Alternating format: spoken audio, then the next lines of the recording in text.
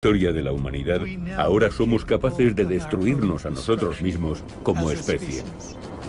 La bomba lo cambió todo. Fue el detonante de la Guerra Fría. En Estados Unidos tenían que estar en alerta máxima. Esta es una alerta del mando aéreo. La bomba provoca algunas de las peores tensiones psicológicas de nuestra historia. Escalada armamentista internacional. Enfrentamientos y momentos críticos. Política, cultura, incluso sexo. Existía una especie de nerviosismo electrizante. ¡Fuego! Se crearon industrias para su fabricación. La energía atómica abre nuevos horizontes. Nuevas cámaras, películas y técnicas diseñadas para fotografiarla. Ahora, gracias a la última tecnología para restaurar las películas originales, podemos ver el increíble poder de este artefacto de otra forma. Una tecnología que cambió la existencia de la humanidad para siempre. La bomba ha desaparecido de la imaginación del público, pero aún sigue ahí. Aún seguimos viviendo bajo su sombra. A todo el mundo le afecta, es imposible esconderse. Es un problema medioambiental, es un problema político, es un problema moral. Es el problema más importante al que nos enfrentamos. La bomba.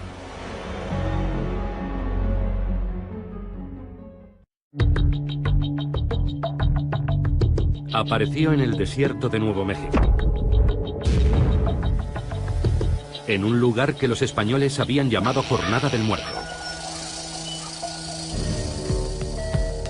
Aquí, a muchos kilómetros de cualquier lugar, la bomba cobró vida. El punto exacto es inaccesible, oculto en el interior de un campo de tiro militar de 8.000 kilómetros cuadrados. Pero una vez al año y durante unas horas, se abre al público.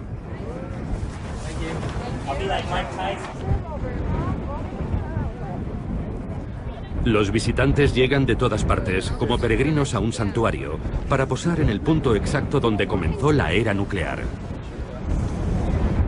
Aquí comenzó la era moderna. Es eso, un punto de inflexión. Es la zona cero, donde ocurrió todo. Sí, eso lo cambió todo. La bomba, que se probó aquí hace 70 años, convirtió la noche en día y colocó al mundo en un camino nuevo y peligroso. Fue el comienzo de más de 1000 explosiones nucleares a lo largo de 5 décadas. Prueba tras prueba, en paisajes desiertos e islas diminutas. Una guerra fría que conduciría al mundo al borde del abismo, produciendo un gigantesco arsenal de bombas, la mayoría de las cuales podrían destruir en un instante una ciudad y mucho más. 60.000 armas nucleares entre Estados Unidos y la Unión Soviética. Si algo hubiera salido mal, las consecuencias habrían sido catastróficas, no solo para una u otra nación, para toda la humanidad. Tan trascendente como el descubrimiento del fuego, la bomba marca una línea divisoria entre todo lo que existió antes y todo lo que llegó después. La guerra nuclear podría ser el fin de la civilización. Fue un cambio milenario en la historia de la humanidad. El mundo estaba amenazado.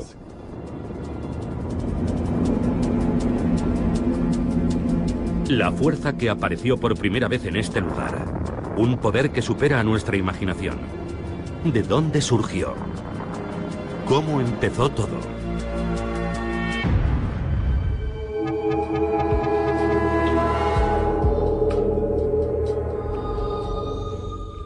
La comprensión sobre el funcionamiento del mundo sufrió una auténtica revolución.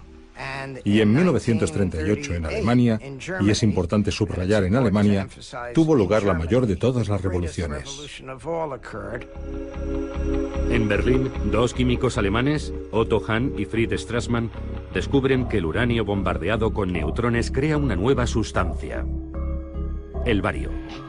No tienen ni idea de por qué, pero una amiga, la física Lise Meitner, se da cuenta rápidamente. Han dividido el átomo de uranio. Lo que ella llama la fisión nuclear. Meitner publica sus conclusiones en la revista Nature. La noticia empieza a difundirse entre la comunidad internacional de físicos. Las implicaciones del descubrimiento fueron evidentes para todos los físicos. Con una pequeña cantidad de material podías producir una cantidad enorme de energía. El momento no podía ser peor. La Alemania nazi se encuentra en su punto álgido. Adolf Hitler está a punto de iniciar la Segunda Guerra Mundial.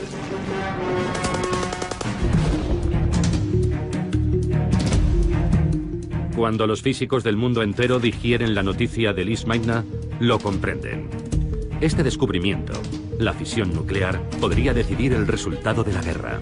El uranio es fisible, bombardeado con un neutrón, produciendo una enorme cantidad de energía. Mucha energía. según la ecuación de Einstein. E igual a mc cuadrado. Cualquier físico sabía En todo el mundo. que podía construirse una bomba atómica Por los nazis. El descubrimiento se había realizado en Alemania y Alemania tenía muy buenos físicos. Tal vez Hitler esté fabricándola. La amenaza de que Alemania consiguiera la bomba antes era inconcebible. Quizás sea una carrera con los alemanes. De momento, la carrera solo existe en la mente de los científicos. Nadie más entiende el peligro de una bomba que todavía no existe. El físico Leo Szilard está convencido de que la única forma de detener a Hitler es conseguir la bomba antes que él. Szilard escribe una carta, una advertencia sobre el peligro de la bomba atómica nazi. Szilard pensó que la mejor estrategia era conseguir que Einstein, el famoso científico, firmara una carta para el presidente Roosevelt, para que se pusieran en marcha. La carta de Szilard y la fama de Einstein logran su objetivo. El presidente Franklin Roosevelt autoriza un proyecto para investigar con uranio.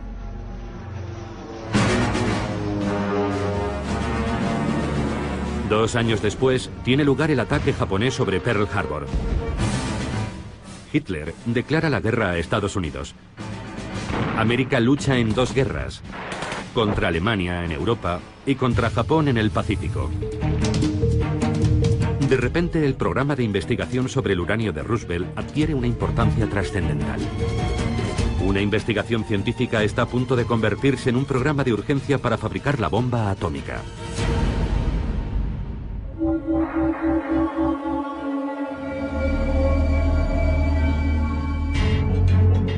La bomba tenía sus raíces en muchos lugares, todos ellos controlados por el Cuerpo de Ingenieros del Ejército de Estados Unidos.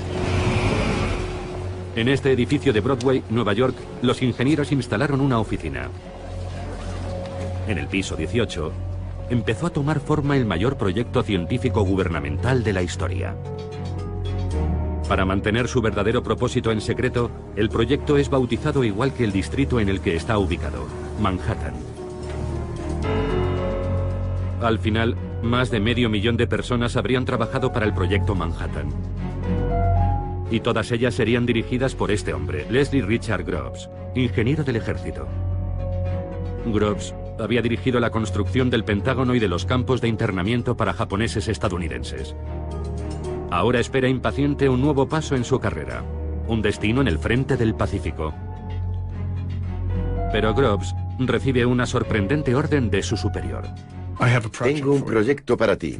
Y Groves comprende de qué se trata. Oh, no, eso no. Groves esperaba ir al frente y está muy decepcionado. El desarrollo de una bomba imaginaria basada en unas partículas invisibles que quizá nunca funcione parece un callejón sin salida para su carrera.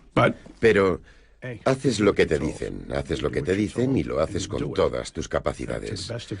Puso el pie en el acelerador y nunca lo levantó. Pero antes negoció un ascenso. Les dijo, tendré que ser general. Los científicos no me respetarán si soy coronel. Y se pone manos a la obra. Viernes, día 1. Compra 1.200 toneladas de mineral de uranio. Sábado. Negocia la calificación especial de máxima prioridad para el proyecto. Lunes. Se reúne con Vannevar Bush, el asesor científico del presidente. Miércoles. Viaja a Tennessee.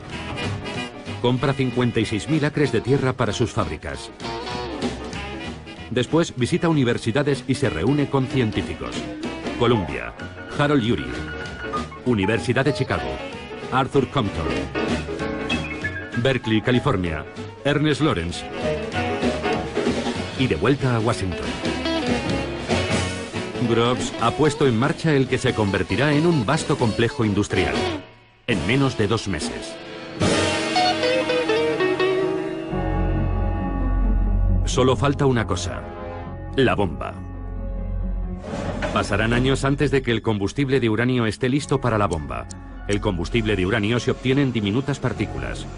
Pero cuando esté listo, Groves necesitará un diseño de bomba que funcione. Y para eso, necesita científicos. Ya ha conocido a muchos en Columbia, Chicago, Berkeley. No hay duda de que son muy inteligentes, pero él no los soporta. Él es un militar y se produce un choque de culturas. Groves era un hombre muy inteligente y sabía mucho de muchas cosas, pero casi nada de física. Y también era muy susceptible con la gente que le menospreciaba porque tenía doctorados que él no tenía. Intelectuales. Él piensa que esos tipos viven en las nubes, que no son muy prácticos y que políticamente son, en su gran mayoría, sospechosos. Hablan demasiado. ¿Qué pasa con la seguridad? Todo esto es alto secreto y ellos van chismorreando por todas partes. Tendrá que mantenerlos controlados. Groves necesita un científico con el que pueda trabajar. Alguien capaz de convertir las teorías en una bomba funcional. Y de dirigir un laboratorio. Y de manejar un equipo formado por las mentes más brillantes y caprichosas jamás reunidas en un solo lugar. Desoyendo el consejo de los físicos más veteranos de Estados Unidos, Groves elige a Robert Oppenheimer. ¿Oppenheimer? Oppenheimer dirigía seminarios para graduados de 15 personas, nada más. Ni un puesto de hamburguesas. Carecía de experiencia administrativa. El equipo de seguridad de Groves se oponía a Oppenheimer. Estaban horrorizados. Su mujer es comunista, su hermano es comunista, su cuñada es comunista. Aún así, el sensato general ve algo que le convence en este brillante soñador.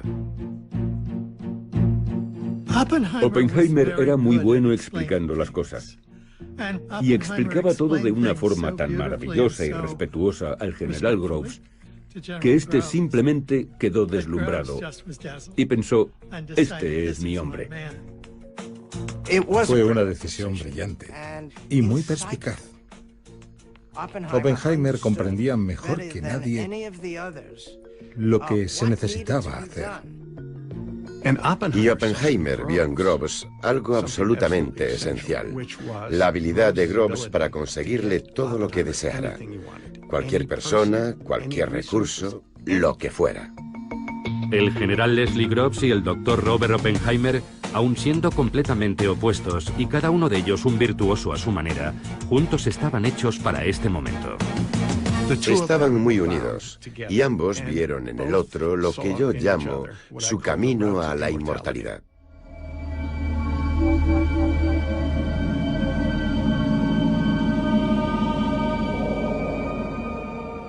...1942... Groves ha encontrado a su científico. Ahora necesita un tipo especial de uranio, el 235, el único material que puede producir una explosión atómica. El uranio natural, el uranio 238, no sirve. Y ese es un gran problema. El uranio que se extrae de la Tierra solo contiene un 0,7% de uranio 235. Así que teníamos que separar el U-235 del U-238 y no puedes hacerlo mediante la química porque todo es uranio. Groves construyó un gigantesco complejo en Oak Ridge, Tennessee, para producir U-235. Pero el proceso es desesperadamente lento. Obtener U-235 en cantidades diminutas no es difícil, pero como tienes que hacerlo átomo a átomo, es una enorme tarea.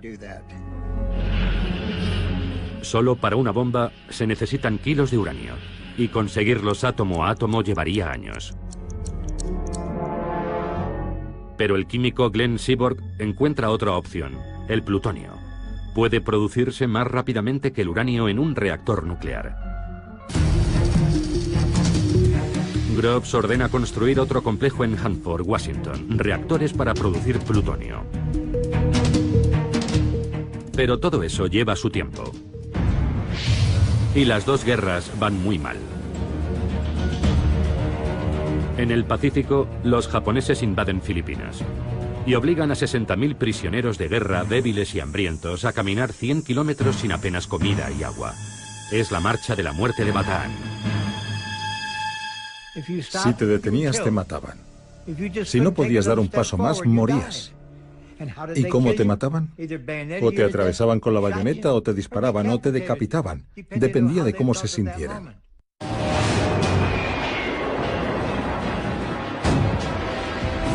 La guerra con Alemania también va mal. Los submarinos alemanes siembran el caos en el Atlántico. Los ejércitos de Hitler ocupan Europa, el norte de África, y están machacando a la Unión Soviética. Y nadie sabe lo cerca que pueden estar los nazis de conseguir la bomba atómica. Groves está obsesionado con una pregunta. ¿Qué traman los alemanes? Los nazis ya han comenzado a cometer atrocidades innombrables. Si Adolf Hitler consigue la bomba, será imparable.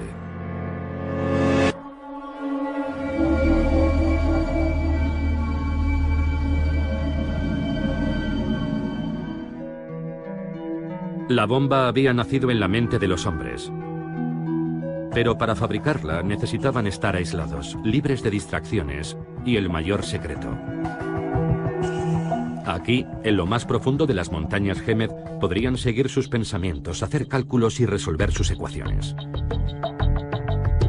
Los Álamos, Nuevo México, el lugar donde trabajaron los científicos, fue creado por y para la bomba.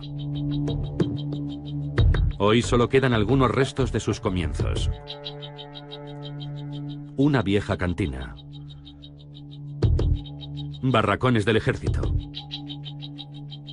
La casa de Robert Oppenheimer. Y el edificio principal de lo que antaño fue un colegio privado para chicos. En 1942, Oppenheimer le dice a Groves que este es el lugar perfecto para el laboratorio secreto. En lo alto de una colina, en medio de un bosque nacional, con tan solo una línea telefónica conectada al exterior. Está aislado.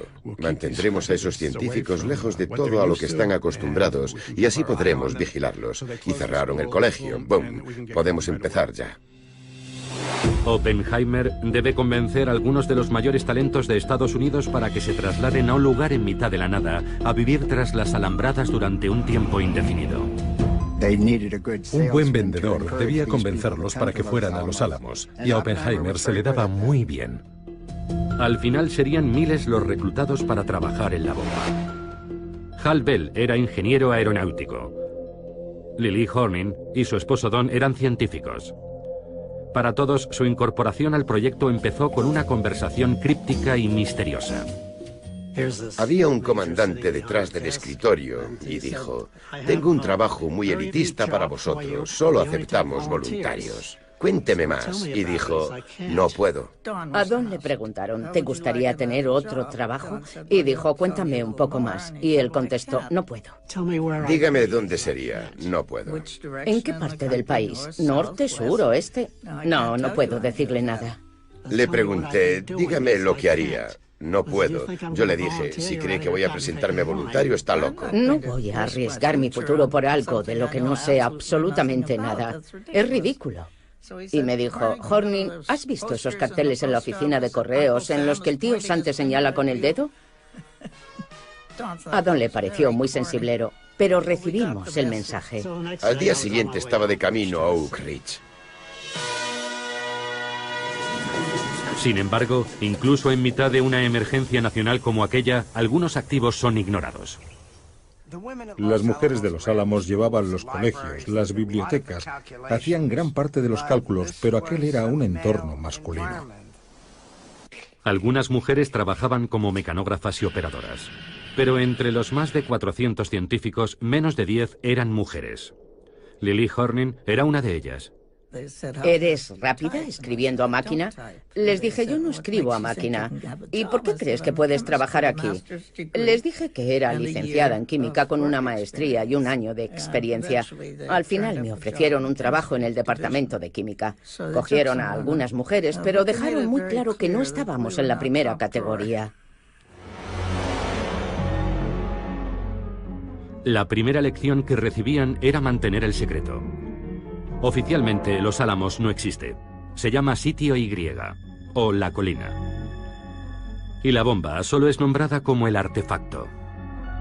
Solo necesitas saber lo suficiente para hacer tu trabajo, nada más. Y no hagas preguntas acerca de ninguna otra cosa. Todo era alto secreto, haz lo que te dicen. No me dieron ninguna información preliminar. Ellos sabían perfectamente quién era yo y por qué estaba allí. Y eso era más de lo que yo sabía. Yo apenas sabía nada del proyecto. Había oído algunos rumores acerca de que allí se construían globos, submarinos. No se hablaba de bombas, átomos, uranio. No hablabas de nada. Mi mujer no sabía lo que hacíamos.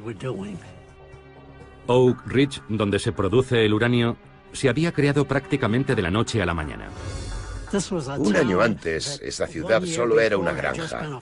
Y de repente había una gran ciudad con 70.000 habitantes, casas, calles. Los Álamos, Nuevo México, estaba mucho más aislado y menos desarrollado. Hugh Bradner, uno de los científicos de Los Álamos, tiene una cámara de cine. Las películas caseras de los Bradner nos ofrecen un valioso testimonio de la vida en Los Álamos. Su valor es extraordinario porque no existen más películas. Es una visión del interior de la instalación más secreta del mundo, en lo más profundo del lejano oeste. Muchas de esas personas procedían de medios urbanos y académicos, y aquí llevaban una vida bastante primitiva. Las condiciones de vida eran muy duras. Podías abrir el grifo y tenías tantas probabilidades de que salieran gusanos como de que saliera agua. Había barro por todas partes durante la estación lluviosa. El lado bueno eran las fiestas y que Oppenheimer era un gran director de laboratorio. Y el ponche estaba animado con alcohol puro de laboratorio. Así que se convirtió en algo muy emocionante. La media de edad es de 25 años. Y todos saben que su trabajo quizás sea lo único que pueda evitar una bomba atómica nazi. Yo llegué a Estados Unidos a los 12 años desde la Alemania de Hitler. Y mi motivación tenía mucho que ver con eso. A todos les dijeron que podían acortar la guerra con sus esfuerzos y era todo lo que necesitaban saber. En la primavera de 1944 ya tienen un diseño. Se parece a un cañón. Una pieza de uranio fisible se dispara contra otra pieza, logrando una masa crítica y la explosión nuclear. Es muy simple, pero no hay combustible suficiente para probarlo. La producción de uranio es tan lenta que se necesitarían años para producir suficiente combustible para una sola bomba. El plutonio puede producirse con mayor rapidez, y esa es la clave para fabricar muchas bombas. El éxito del proyecto depende de que el plutonio funcione. Cuando el físico Emilio Gino Segre obtiene la primera y diminuta muestra de plutonio en Hanford, hace un descubrimiento terrible. Una bomba de plutonio no estallaría, se fundiría. La bomba de plutonio de tipo cañón no funcionaría. Era un desastre. Solo había uranio suficiente para una sola bomba de tipo cañón. Si no podían usar el plutonio, solo habría una bomba. Quizá los 350 millones de dólares iban a perderse porque el plutonio no funcionaría. En aquel momento, Oppenheimer pensó en dimitir de Los Álamos. Es un callejón sin salida. Descartan el diseño tipo cañón de plutonio y vuelven a empezar desde cero. Tras años de trabajo, solo cuentan con una única bomba de uranio. Verano de 1944. Los aliados han invadido Francia, pero el resultado aún es dudoso. Los científicos nazis han creado nuevas y aterradoras armas. el primer caza a reacción del mundo, un misil de crucero y un cohete supersónico. Los nazis podrían estar muy cerca de conseguir la bomba atómica. Trabajaban en ello, pero no sabíamos lo cerca que estaban de conseguirlo. Si la conseguían antes, la guerra estaba perdida. En Los Álamos tienen una posible nueva forma de usar el plutonio: la implosión. Normalmente una explosión es hacia afuera. Esta vez iban a presionar una esfera de plutonio y a comprimirla. Coger una esfera de plutonio y usar explosivos para comprimirla podría ser imposible, pero es su única esperanza.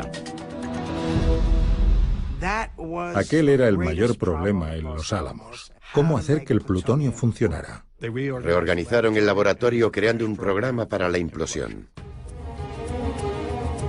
Para solucionar el problema, traen desde Harvard al químico George Kistiakowsky. Kistiakowsky pasará el resto de 1944 y mucho más tiempo intentando desesperadamente que la implosión funcione. La implosión resulta ser un proceso complejo y desalentador, y Kistiakowsky y su pequeño equipo no logran avanzar. Entonces piden ayuda a los británicos, que envían algunos de sus mejores científicos. Groves quería que fueran investigados por posibles infracciones contra la seguridad. Los británicos dijeron: no es necesario, nosotros nos ocupamos. Entre los recién llegados se cuenta un silencioso y extraño refugiado alemán. Su nombre es Klaus Fuchs. Era un físico muy bueno. Hizo sugerencias interesantes y era muy colaborador. Pero era un tipo raro. Yo me sentía incómoda. Aunque nadie parecía saberlo, además de ser brillante y extraño, Klaus Fuchs es un comunista entregado. Pocos años después, su paso por Los Álamos volvería para atormentar a Groves y a Oppenheimer.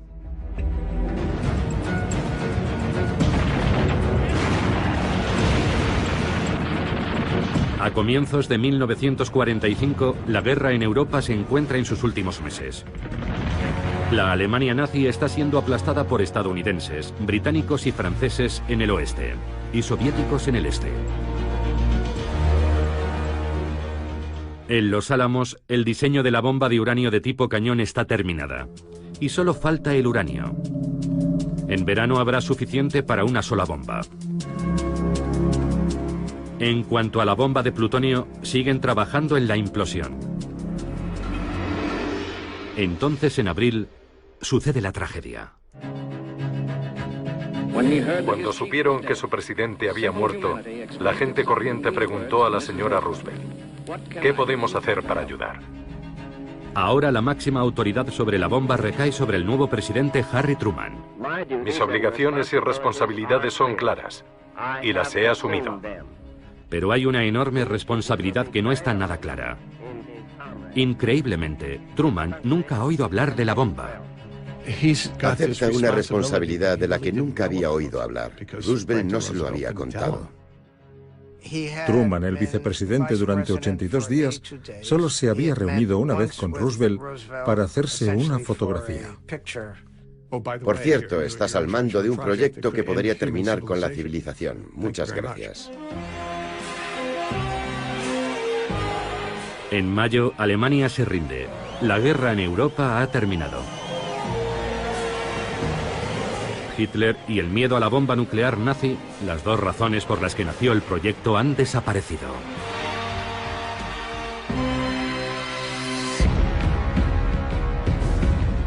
Pero en el Pacífico la guerra contra Japón sigue siendo feroz. El trabajo no había terminado. Yo era un niño de 7 años en aquella primavera de 1945 y recuerdo que seguían muriendo hombres jóvenes cada día. Puede que el temor a Alemania inspirara la carrera nuclear, pero Japón es ahora el único enemigo y por lo tanto el objetivo de la bomba.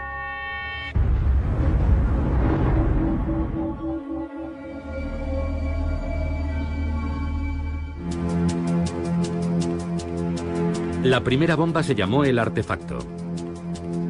3 años y 2.000 millones de dólares después, lo conseguían. Una esfera de 2 metros llena de baterías, componentes electrónicos, explosivos, cubierta con cables para detonarla y medir lo que pasaría. En su interior, una esfera de plutonio del tamaño de una naranja, el núcleo. Si funciona, el mundo nunca volverá a ser el mismo. Todo se decide en un ensayo en el desierto de Nuevo México. Nombre en clave Trinity. Julio de 1945. Llevan meses con los preparativos, construyendo caminos, refugios y búnkeres, kilómetros de cables. Es el mayor experimento científico de la historia. Si funciona, será la primera explosión atómica en el mundo. No tienen ni idea de lo que puede pasar. Necesitan medir, registrar, fotografiarlo todo. Niveles de radiación, ondas expansivas, temperaturas, todo se desconoce y debe documentarse.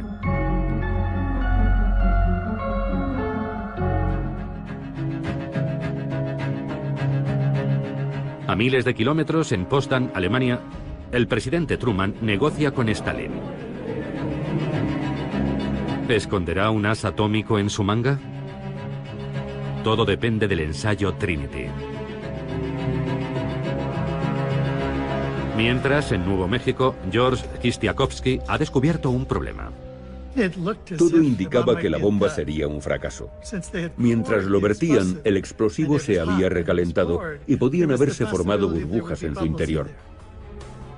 Kistiakowsky decidió rellenar esas burbujas con explosivo líquido. Kistiakowsky tenía que agujerear el explosivo y rellenar cuidadosamente cada burbuja. El resultado dependía de su trabajo y no podían saber si funcionaría. Se realizó un ensayo el 14 de julio, una prueba con explosivo real que salió muy mal. Aquello hizo que todos se preocuparan aún más. El tiempo se agota. Lo único que pueden hacer es seguir y cruzar los dedos. Suben la bomba hasta lo más alto de una torre de acero de 30 metros. Colocan colchonetas debajo por si acaso. Miles de personas y años de trabajo corren peligro. La última pieza crucial, el núcleo de plutonio del tamaño de una naranja, una caja de 350 millones de dólares que es trasladada en coche desde Los Álamos. En Potsdam, Truman espera. La prueba está programada para esa misma noche. Empezó a llover y tuvieron que posponer la prueba. Había mucho nerviosismo. Casi todos los presentes tenían un nudo en el estómago por todos aquellos circuitos electrónicos. Había 1 millón de cosas que podían salir mal. El tiempo empeora, pero Groves se niega a rendirse. Y Groves se convierte en su propio meteorólogo y decide realizar la prueba a las 5:30. Parecía que podía aclarar lo suficiente para realizarla. Estaba empezando a amanecer. Oímos la cuenta atrás. 16 de julio de 1945. 3 años. Cientos de miles de personas. El futuro de Groves y Oppenheimer. Sus carreras están en juego. Se han gastado 2.000 millones. Ciencia teórica. Un presidente esperando. La posibilidad de poner fin a la peor guerra de la historia. ¿Funcionará?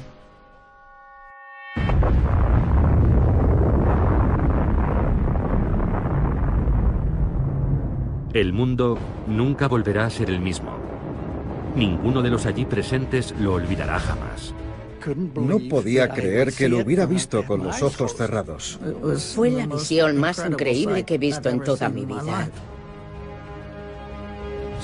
Al principio era de un resplandeciente color blanco y amarillo. Después cambió a rojo, naranja, púrpura, azul. Yo estaba allí de pie con la boca abierta. El ingeniero Jack Abbey había llevado su cámara. Abrí el diafragma al máximo. La instantánea de Jack Abbey es la única fotografía en color correctamente expuesta de aquella noche. Había comenzado una nueva era. La bomba está a punto de cambiarlo todo. Debo reconocer que no sentí nada especial, salvo una gran alegría porque había sido un gran éxito. Solo mucho después empezamos a pensar más sobre aquello. El artefacto funcionó. Y el plutonio llegaba en abundancia a los Álamos desde los reactores de Hanford. Groves sabe ahora que pueden fabricar bombas de implosión tan rápido como se produzca plutonio. En Potsdam, Truman recibe la noticia.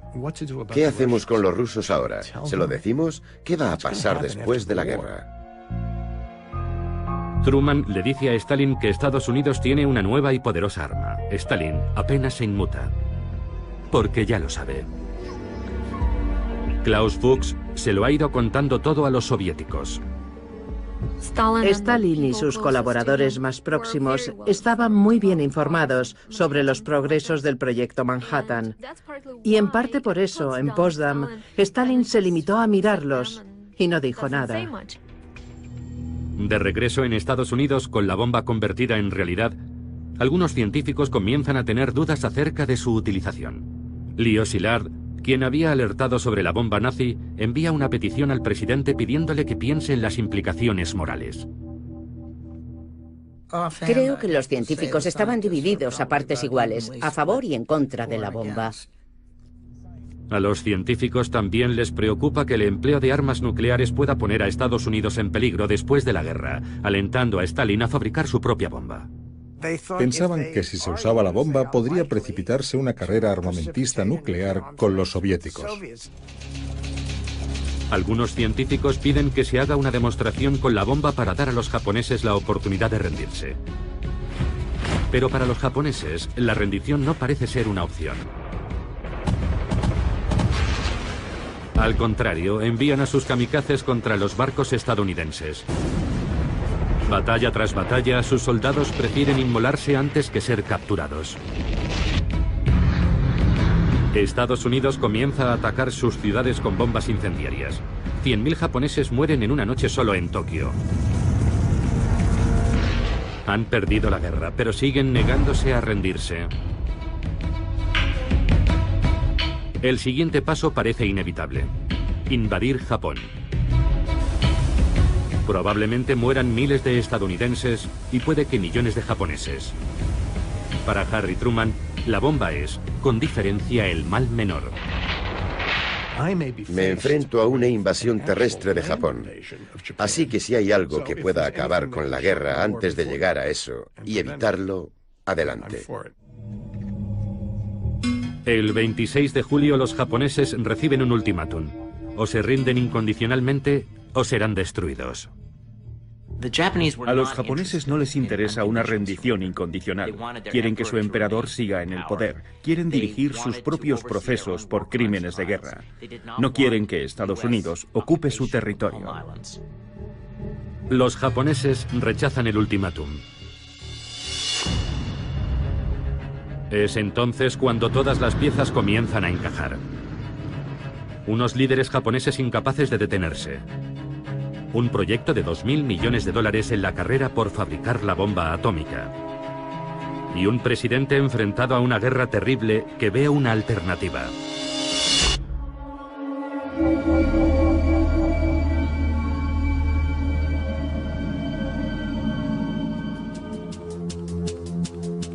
Lo que sucede a continuación, el lanzamiento de 2 bombas atómicas sobre Japón en agosto de 1945, se convertirá en la decisión más controvertida de Estados Unidos. Increíblemente, 70 años después, las evidencias sugieren que en realidad el presidente nunca dio la orden. Quizá una vez fabricada la bomba, fuera más difícil detenerla que lanzarla. Existe un debate acerca de si Truman autorizó realmente o no el uso de la bomba. Y mi opinión es que él nunca lo hizo, que la inercia era tan grande que Truman, nuevo en el cargo, decidió no interferir con los planes en curso. En la isla Tinian, en el Pacífico, la bomba de uranio apodada Little Boy está lista. No se ha probado, pero es tan sencilla que están seguros de que funcionará. La bomba es cargada en el B-29 Enola Gay. El 6 de agosto, pocas horas antes del amanecer, despega el bombardero. Volará 2.500 kilómetros a través de la noche. A las 8:15 de la mañana, lanza la bomba sobre Hiroshima. La bomba es ahora dueña de su destino. Cuando llega a los 600 metros, explota.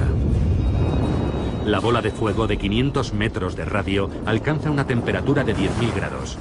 Todo lo que está cerca de su centro se volatiliza.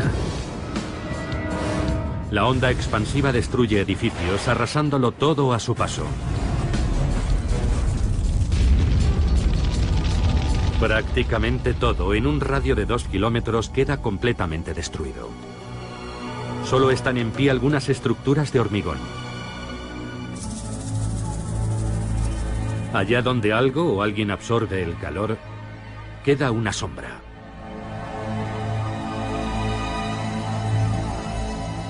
Como mínimo murieron 80.000 personas.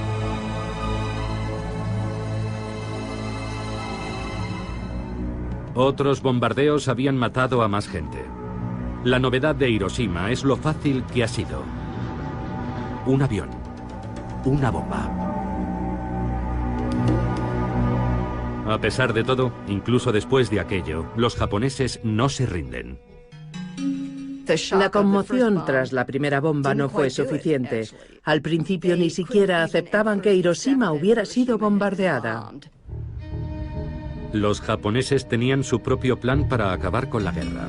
Mantenían conversaciones secretas con los soviéticos, con la esperanza de que los rusos rompieran su acuerdo con Estados Unidos. Querían una rendición condicional. 2 días después, la Unión Soviética declara la guerra a Japón. Las negociaciones que esperaba Japón para una rendición condicional están rotas. Aún así, sigue sin haber señales de rendición. El nivel de resistencia en el gobierno japonés era muy difícil de entender. Era muy grande. En Tinian, los soldados preparan la siguiente bomba, apodada Fat Man, mientras el presidente Truman se dirige a la nación. Si no aceptan nuestras condiciones, pueden esperar una lluvia de destrucción desde el aire como la que nunca se ha visto en esta tierra. El 9 de agosto despega un B-29 con la bomba Fat Man a bordo. El objetivo es Kokura. Pero las nubes ocultan Kokura y el avión cambia de rumbo hacia un objetivo alternativo. Miles de personas se han salvado gracias a la nubosidad. Otras morirán en su lugar. La segunda ciudad alcanzada por la bomba atómica no será Kokura, sino Nagasaki.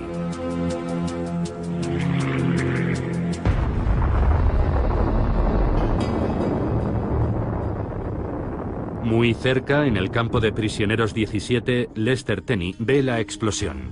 Vimos elevarse una nube gigantesca. Fue algo extraordinario. Era como si tuviera un pedestal. No teníamos ni idea de lo que era.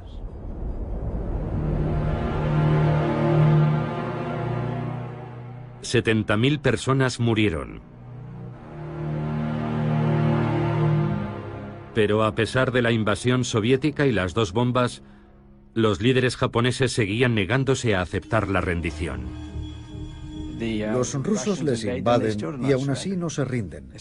Cuando lanzan la segunda bomba, el emperador decide rendirse. Incluso entonces el ejército japonés se niega. Nada habla a favor de los japoneses. Nada. El emperador y sus consejeros despreciaban totalmente las vidas de los ciudadanos que se habían perdido. Les traía sin cuidado el sufrimiento que estaba padeciendo su pueblo. Mientras los líderes japoneses intentan tomar una decisión, Groves planea más ataques nucleares. Las órdenes relativas a las bombas son seguir usándolas en cuanto estén listas. Esa es una frase muy importante, es decir, lanzar otra bomba tras Nagasaki si es necesario, y otra bomba después de esa si es necesario, y otra después. Lanzarán bombas atómicas tan pronto como sean construidas, 3 o 4 al mes. Al final Truman dijo, basta, ni una bomba más hasta que el presidente lo autorice. Por fin, un día después de Nagasaki, Japón acepta rendirse con una condición: conservar a su emperador. Esta tarde he recibido la rendición incondicional de Japón. Truman la acepta, pero la califica de incondicional. Esa era la esperanza de Japón, una rendición condicional para tener algo que decir en cómo sucedería. En el campo de prisioneros de guerra 17, los prisioneros notan que pasa algo, pero no saben qué. Lester Tenney hace un osado experimento: hablar con un guardia sin hacerle una reverencia. Si veías a un soldado japonés a 2 calles de distancia, tenías que detenerte, ir hacia él y hacer una reverencia. O te golpeaban. Yo salí y vi a un soldado japonés muy cerca. Me acerqué a él y en mi mejor japonés le dije: "Konnichiwa, Tomodachi". Y no me paré ni le hice la reverencia. Él se puso en posición de firmes y 5 o 6 segundos después se inclinó ante mí. Se inclinó ante mí. La guerra ha terminado. La guerra había terminado. Así de fácil. El 2 de septiembre de 1945, Japón firma los documentos de su rendición. La Segunda Guerra Mundial ha terminado. La guerra había terminado. Nos sentimos muy aliviados. Es oficial, la guerra ha terminado y la victoria es nuestra.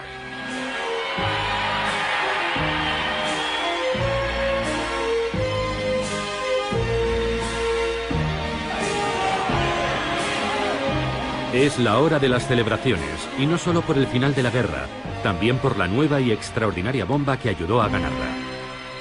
Tras muchos años en secreto, el artefacto se convierte en la gran noticia. De repente no solo es público, también está en todos los periódicos.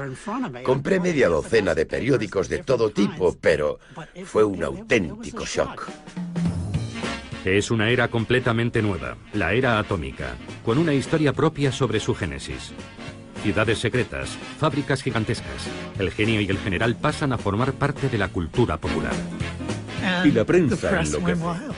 La era atómica entra en el umbral de la historia. Y se descubre el pastel.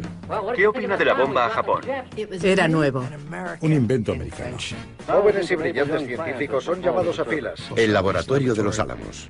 Un laboratorio secreto en Nuevo México y trabajo, trabajo y más trabajo. Aquí está, general. Plutonio. Plutonio. Uranio.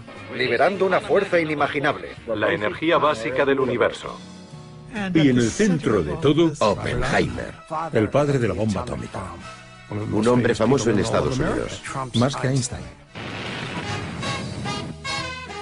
El triunfo de la bomba. Ganar la guerra con la ciencia parece la historia perfecta del éxito americano. Menos mal que se lanzó, acabó con la guerra, salvó vidas. Fin de la historia.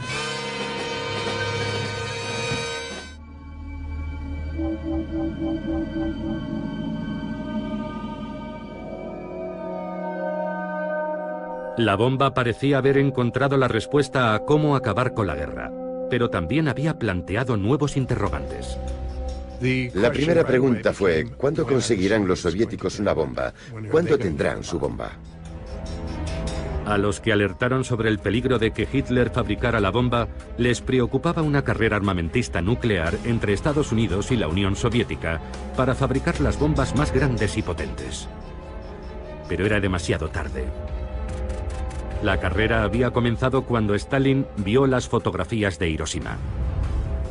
De repente el proyecto sobre el papel se convirtió en realidad y las posibilidades destructivas de la bomba habían quedado claras. Los soviéticos se sentían muy vulnerables y aquello espoleó a Stalin. Tras los bombardeos de Hiroshima y Nagasaki, Stalin crea un programa urgente para crear un arma nuclear soviética. Los soviéticos tienen una inapreciable ventaja gracias al espionaje. No uno, sino 2 científicos de los Álamos eran espías. Klaus Fuchs, que era alemán, y otro estadounidense, Ted Hall, un estudiante de posgrado en Harvard. Disponer de 2 fuentes independientes en el interior de los Álamos fue un éxito increíble de su espionaje. Imaginemos cuando Apple estaba diseñando el iPhone y que los competidores de Apple tuvieran dos personas en la sala con Steve Jobs, observando el trabajo de Steve Jobs, intentando resolver los diferentes problemas y errores.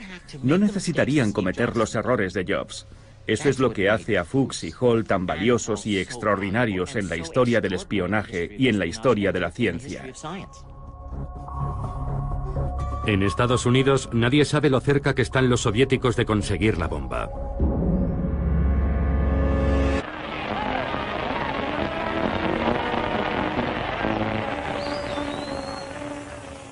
Cuando la guerra termina, los estadounidenses vuelven a la normalidad y disfrutan de la paz. Pero la bomba atómica es una incógnita que planea sobre su futuro. El proyecto Manhattan sigue operativo. ¿Qué hacemos con la bomba? ¿Cuántas tenemos? ¿Cuántas más fabricamos? En Nuevo México, los científicos esperan impacientes el momento de regresar a sus hogares y universidades. Había profesores jóvenes que tenían buenos trabajos y también había estudiantes que aún no habían terminado sus estudios. Hay que recordar que vivían en pequeñas cabañas de madera con estufas de carbón, que la comida era mala y que las calles estaban llenas de barro. En cuanto la guerra terminó, todo el mundo se marchó. La ciudad pasó de tener 3.000 o 4.000 personas a 1.000 en cuestión de semanas. Robert Oppenheimer, cuya visión creó Los Álamos, es uno de los que se marcha. El laboratorio que él había construido parecía destinado a desaparecer. Hace 70 años, la bomba nuclear cambió nuestra realidad para siempre. Por primera vez en la historia de la humanidad, ahora somos capaces de destruirnos a nosotros mismos como especie. La bomba lo cambió todo. Fue el detonante de la Guerra Fría. En Estados Unidos tenían que estar en alerta máxima. Esta es una alerta del mando aéreo. La bomba provoca algunas de las peores tensiones psicológicas de nuestra historia. Escalada armamentista internacional. Enfrentamientos y momentos críticos. Política, cultura, incluso sexo. Existía una especie de nerviosismo electrizante. ¡Fuego! Se crearon industrias para su fabricación. La energía atómica abre nuevos horizontes. Nuevas cámaras, películas y técnicas diseñadas para fotografiarla. Ahora, gracias a la última tecnología para restaurar las películas originales, podemos ver el increíble poder de este artefacto de otra forma. Una tecnología que cambió la existencia de la humanidad para siempre. La bomba ha desaparecido de la imaginación del público, pero aún sigue ahí. Aún seguimos viviendo bajo su sombra. A todo el mundo le afecta, es imposible esconderse. Es un problema medioambiental, es un problema político, es un problema moral. Es el problema más importante al que nos enfrentamos. La bomba.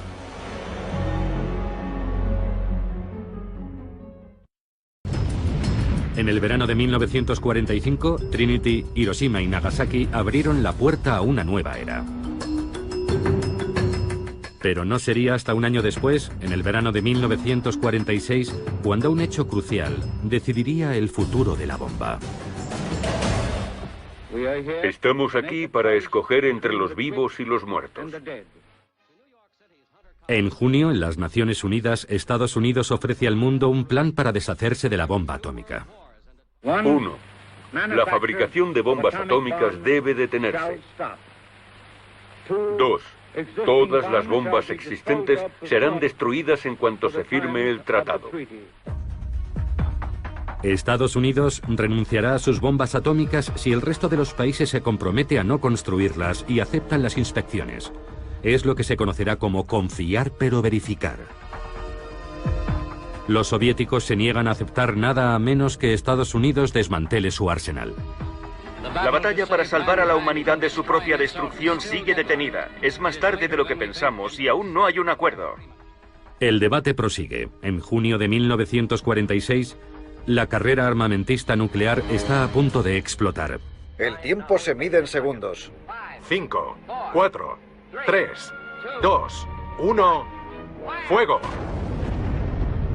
Pocas semanas después, Una bomba atómica envía al fondo del océano a una gran flota de buques de guerra. Hoy, esos barcos siguen en el mismo lugar en el que se hundieron, en el atolón de Bikini. Allí, en julio de 1946, por primera vez, el público está invitado a presenciar una explosión atómica.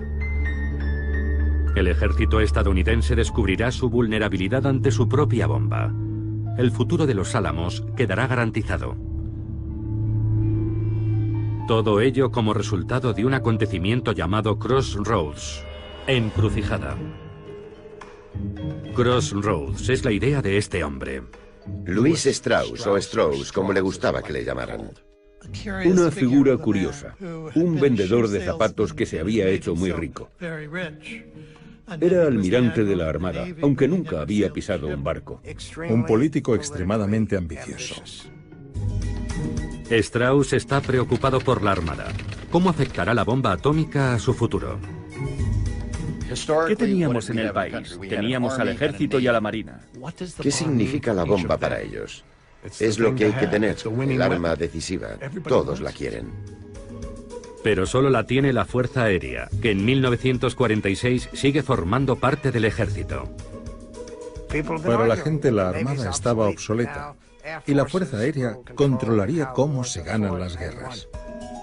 El argumento en la Marina durante la Guerra Fría era: la Unión Soviética es nuestro adversario, el ejército es nuestro enemigo. Louis Strauss cree tener la respuesta para el problema de la Marina. Un ensayo nuclear para demostrar que los buques de la Armada pueden sobrevivir a las bombas atómicas. La Operación Crossroads. Una especie de competición entre la Marina y el ejército. Los bombarderos de la Fuerza Aérea intentarían hundir los buques de la Marina. La primera baja en esta contienda es Leslie Groves. La Marina, no Groves, estará al mando de la Operación Crossroads. Harán la prueba en mitad del Océano Pacífico, en la pequeña isla de Bikini. La Marina desaloja a los habitantes y reúne a la flota que hará de blanco. 90 barcos capturados a alemanes y japoneses y excedentes de Estados Unidos serán bombardeados. Habrá 3 explosiones: Able, Baker y Charlie, una aérea y 2 submarinas. Crossroads es una operación gigantesca. $100 millones, 42.000 hombres y 240 barcos, sin contar los barcos Diana, instrumentos, cámaras, cámaras y más cámaras. Películas, kilómetros y kilómetros de película. Animales para que los médicos puedan estudiar los efectos de la bomba en seres vivos. Y reporteros de todo el mundo. Una demostración, un espectáculo. Al final todo está listo. Ha llegado el día de Able. 1 de julio de 1946. Comienza el espectáculo. El bombardero El Sueño de Dave ruge al despegar. Para la primera prueba, Able se lanzará la bomba desde un avión. La escotilla de lanzamiento se abre. El avión se aproxima y lanza la bomba.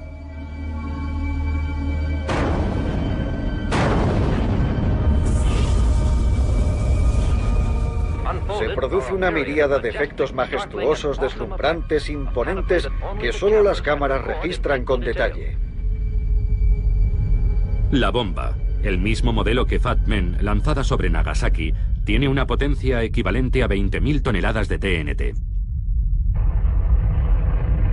B-17 no tripulados, dirigidos por control remoto, se aproximan al hongo nuclear para hacer mediciones.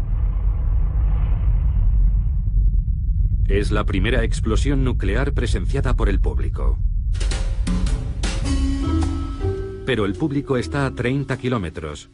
Y tras semejante demostración... El tamaño de la explosión ha sido un poco decepcionante. No podías ver los aviones volando y la primera reacción fue: ¿eso es la bomba atómica? No era para tanto. 3 semanas después, la segunda prueba, Baker. Esta vez la detonación será submarina. Los científicos creen que es una pésima idea. Advierten de que la detonación bajo el agua creará una mezcla explosiva de radioactividad, liberando plutonio suficiente como para envenenar a todas las fuerzas armadas de Estados Unidos. Sabían qué pasaría en una explosión submarina, que contaminaría mucho, pero imagino que Blandy no los escuchó. El almirante de navío William Blandy es el hombre al mando de la operación Crossroads y tiene un problema de relaciones públicas. No soy un playboy atómico como algunos me han llamado. No lanzo esas bombas por capricho personal. Para muchos es un despilfarro. La bomba no iniciará una reacción en cadena en el agua, convirtiéndola en vapor y dejando a todos los barcos en el fondo de los océanos. Hubo una presión tremenda por parte de la Marina para convencer al público de que la prueba merecía la pena. El atolón Bikini y el día Baker. La explosión submarina de la quinta bomba atómica. La bomba y los instrumentos están preparados. A bordo del buque de lanzamiento están en máxima tensión. 5 circuitos de radiocontrol provocarán la detonación en este preludio de la guerra de los botones. 3, 2, 1, fuego.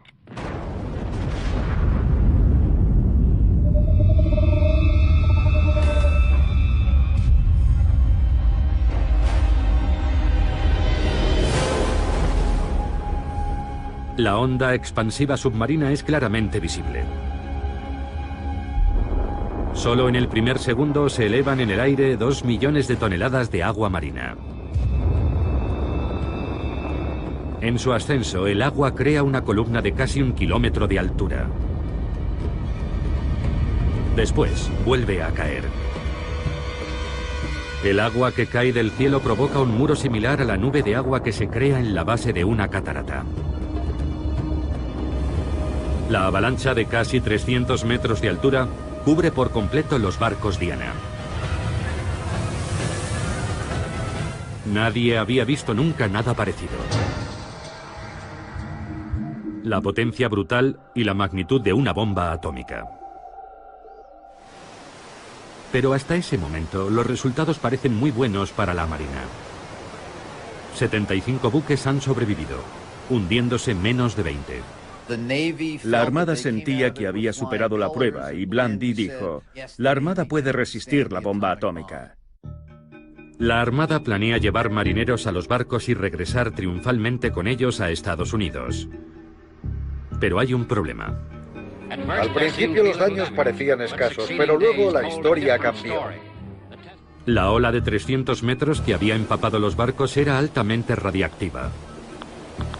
Los barcos están contaminados. Los contadores repiquetean violentamente. La zona está llena de mortíferos rayos gamma, neutrones y otros rayos letales, y no existe protección contra el terrible asesino invisible. Al principio, la Marina simplemente no puede creerlo. No puedes oler la radiación ni sentirla, y aquellos marinos de la Armada volverían a sus barcos sobreviviendo a la bomba. No tienen ni idea de qué hacer a continuación. La ignorancia era absoluta. No existía ningún plan real de descontaminación. Intentan limpiar los barcos con agua marina a presión. El problema es que esa agua marina es extremadamente radiactiva. Y cuando los marineros vuelven para cambiarse de ropa, contaminan sus propios barcos. Stafford Warren, doctor de la Marina y oficial al mando de la protección radiológica, intenta cancelar la operación. Stafford Warren no quiere que los marines vuelvan a los barcos, pero es muy duro enfrentarse a toda la Marina de Estados Unidos. Desesperado, Warren saca un pez de la laguna y lo coloca encima de un trozo de película fotográfica. El pez es tan radiactivo que él solo vela la película.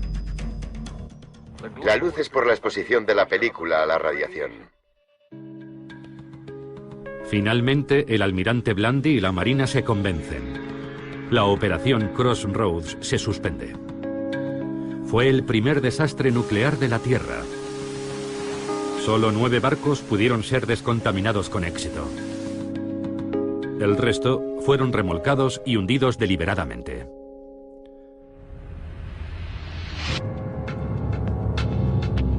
La Fuerza Aérea seguirá siendo de momento la principal poseedora de la bomba.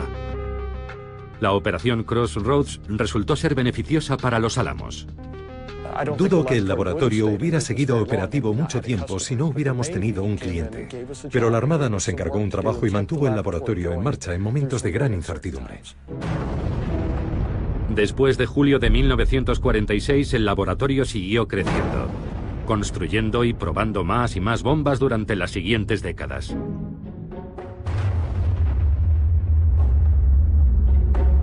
Crossroads también se convirtió en parte de la cultura popular. Incluso hoy, el lanzamiento Baker continúa siendo la imagen más duradera del poder de la bomba atómica.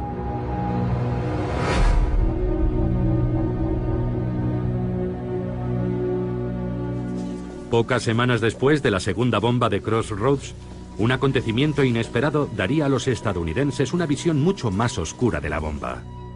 Por primera vez, se abre un gran debate público sobre su utilización. El 31 de agosto aparece el último número de la revista The New Yorker. En su portada, una optimista visión de un día de verano en Central Park. En su interior, un retrato muy diferente de otra ciudad, un día de verano.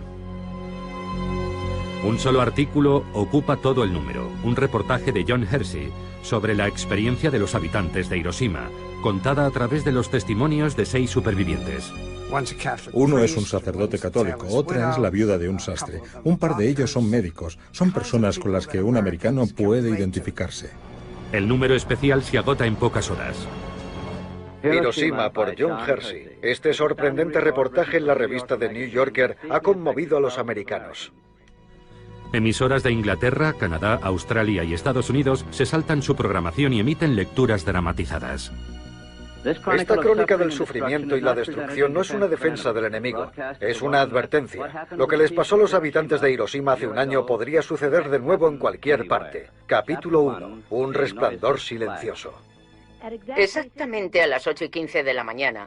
Nadie había visto nunca las consecuencias de una bomba nuclear, y el conocimiento de lo que aquello había significado no se comprendió realmente hasta mucho tiempo después. En agosto de 1946, un año después de Hiroshima, un ensayo ofrece al mundo una perspectiva completamente nueva sobre la bomba. Las consecuencias son enormes. El libro hace que la gente comience a replantearse su opinión sobre las bombas nucleares. Pero las armas nucleares son ahora el elemento clave para la seguridad del país. Truman y sus asesores empiezan a pensar que el armamento nuclear puede ser la base de la diplomacia. Al exsecretario de Guerra, Henry Stimson, le preocupa que los estadounidenses comiencen a oponerse a las armas nucleares. Y escribe una respuesta al reportaje de The New Yorker justificando el uso de la bomba. Cuenta que había 2 opciones, usar la bomba o invadir Japón. Y ese es un planteamiento falso. Había otras alternativas, tanto a la bomba como a la invasión. ¿Se habría rendido Japón si no se hubiera usado la bomba atómica? Es imposible contestar. No se puede reescribir la historia. Si Truman no hubiera usado la bomba, ¿por qué no lo hizo? ¿Mi hijo murió porque tú no usaste la bomba? Un avión americano ha lanzado hoy en tierra. El debate ha continuado hasta hoy. La única certeza es que la vida en la era atómica resultó ser mucho más complicada de lo que se creía cuando apareció la primera bomba atómica.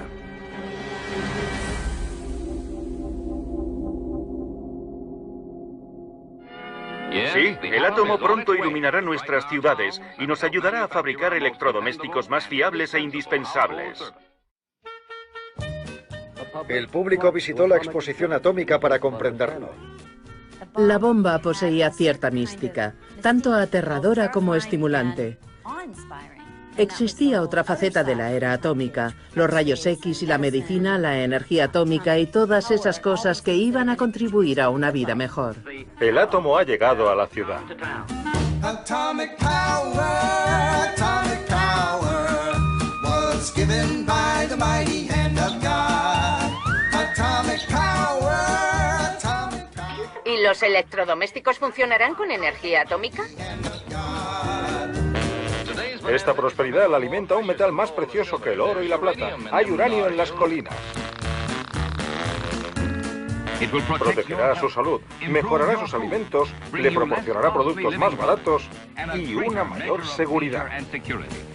Hiroshima and Nagasaki paid a big price for their sins. When scourged from the face of earth, their battle could not win. But on El átomo pacífico ya no es un sueño de laboratorio, es algo que ya está aquí, produciendo milagros. ¿Esta máquina también funcionará con energía atómica? Como si funciona con queroseno, mientras yo sea el que dé al interruptor. Con el uso creciente de la energía atómica, más ciudades se convertirán en ciudades atómicas.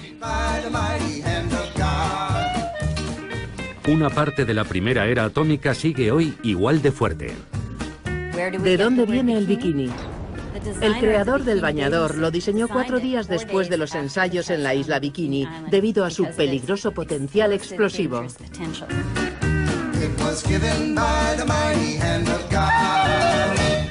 Mientras el país se adapta a la vida en la era atómica, los científicos de la primera ciudad atómica trabajan en la actualización del artefacto que supuso el comienzo de todo. Todas las bombas estadounidenses seguían manteniendo el diseño original de la primera bomba de implosión probada en Trinity y lanzada sobre Nagasaki, Fat Man. Muy pocos imaginan lo rudimentaria que era en realidad. Era un proyecto de feria de ciencias. No se producía en serie, estaba hecha a mano. Los artesanos ensamblaban las piezas, tardaban una semana en construirla. 2 años después de Crossroads, tenían un nuevo diseño que probar. Se realizarían 3 ensayos en la isla del Pacífico de Enewetak. Sandstone era el nombre en clave de la operación. La operación se componía de 3 pruebas, rayos X, Yoke y Zebra, y en cada una se probaría un diseño diferente de bomba. Pero esta vez el público y la prensa no están invitados. 5, 4, 3, 2, 1.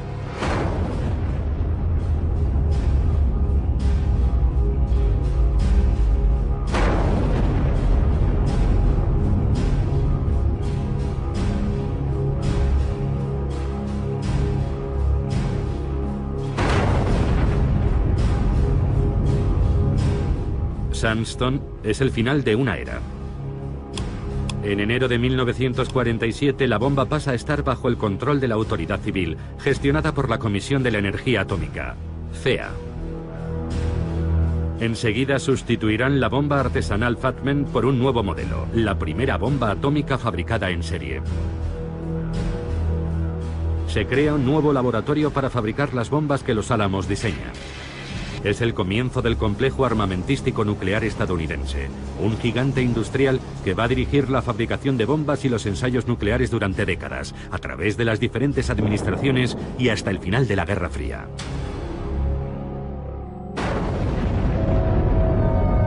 Un año después de Sandstone hay una nueva prueba nuclear. Pero esta vez no es en Bikini, en Enewetak o en Nuevo México. Es en Kazajistán.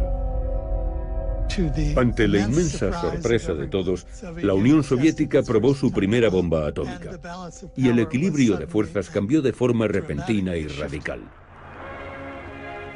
Probar la bomba atómica en la Unión Soviética era muy importante. Era una cuestión de equilibrio. Si tienes esa posibilidad, te sientes mucho más seguro. Psicológicamente nos pusimos al mismo nivel que Estados Unidos. Estados Unidos ya no podía darnos órdenes.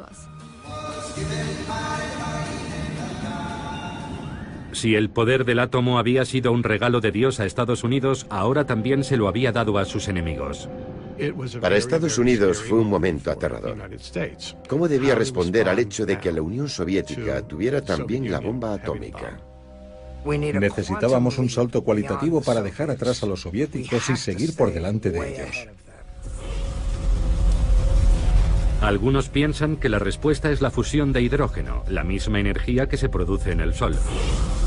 Una bomba de hidrógeno o bomba termonuclear sería mucho más potente que una bomba atómica. No existe ningún límite teórico para la potencia de la bomba que puedes hacer. El principal defensor de la bomba de hidrógeno es el físico Edward Teller.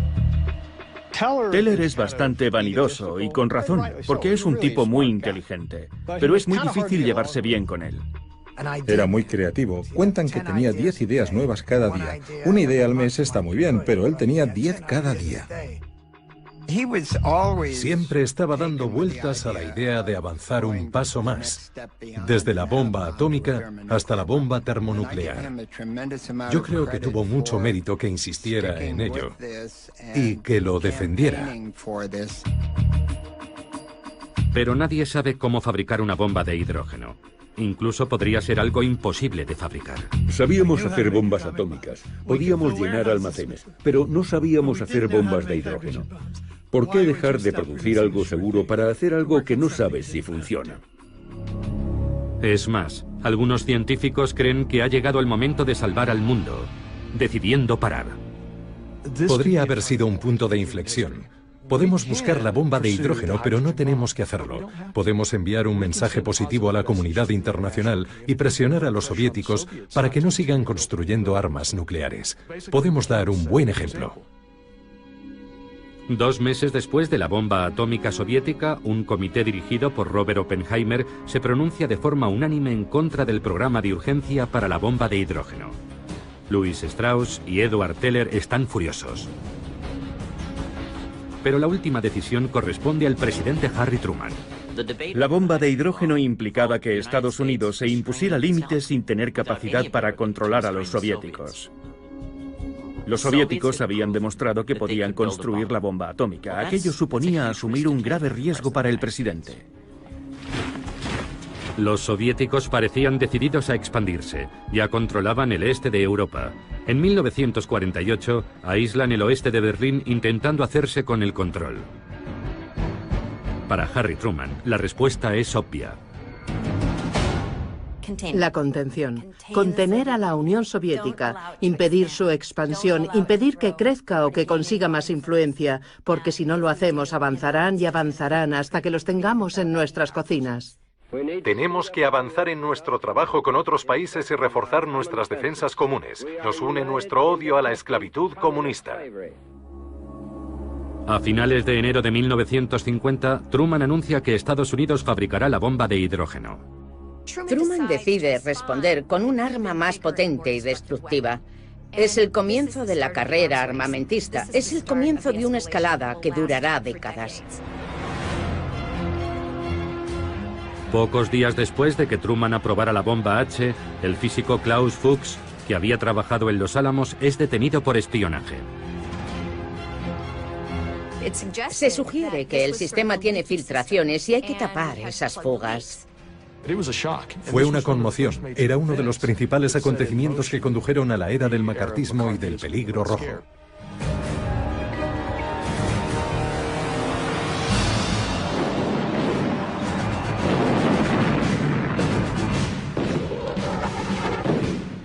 Cinco meses después, el Estado comunista de Corea del Norte, ayudado por la Unión Soviética, invade Corea del Sur, un país aliado.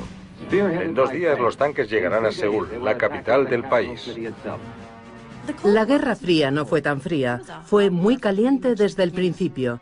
En todas partes se libraban guerras subsidiarias entre Estados Unidos y la Unión Soviética. Cuando la guerra de Corea se complica, Estados Unidos empieza a prepararse para usar la bomba atómica, pero muy pronto descubre un problema. Corea es un país montañoso y existía la preocupación de que las bombas no fueran muy efectivas. Si usábamos la bomba, su capacidad disuasoria podría disminuir ante los ojos de la Unión Soviética. Por eso no se usó en Corea.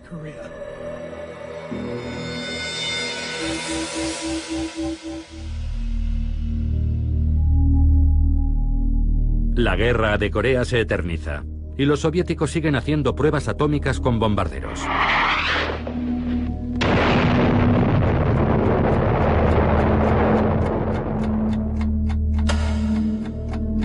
Algunos científicos atómicos crearon un símbolo para mostrar lo cerca que estaba el mundo de una catástrofe nuclear, el reloj del apocalipsis. Al principio, la aguja se colocó a 7 minutos de la medianoche. Pero con la carrera armamentista nuclear acelerándose, se vuelve a colocar a 3 minutos de la medianoche. 3 minutos para el desastre global.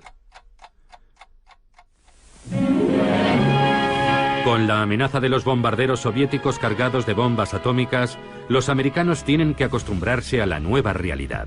Pueden atacarnos en nuestra propia casa. La línea del frente es el jardín de tu casa. Tienes que saber cuidar de ti mismo. ¿Y cómo se hace?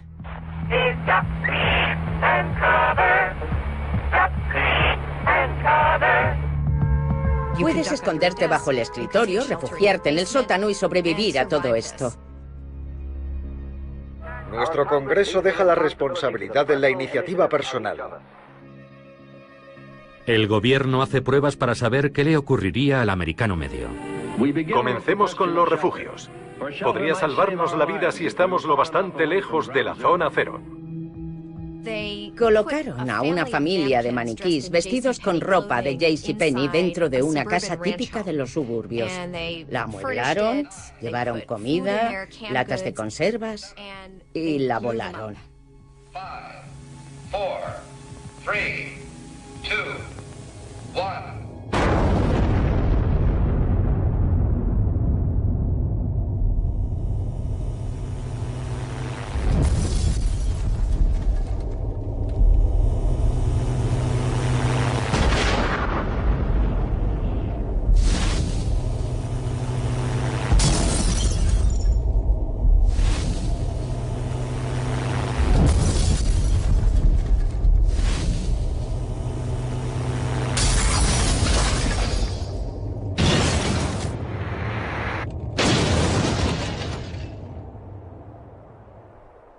De hecho, los maniquís terminaron desmembrados de las formas más variadas. Pero la lección que Defensa Civil extraía de todo eso era que si tomabas las debidas precauciones, podías sobrevivir. Pero solo si haces lo correcto. Una casa descuidada es una casa que podría estar condenada en la era atómica. Este es el resultado del ensayo de Defensa Civil para descubrir los efectos de una explosión atómica. La casa de la derecha es un horror. Madera vieja y sin pintar. Observen todos esos papeles, hojas y basura en el patio, señales de una casa carente de cuidados. La casa de en medio perfectamente cuidada con el patio limpio. Veamos lo que sucedería en un ataque.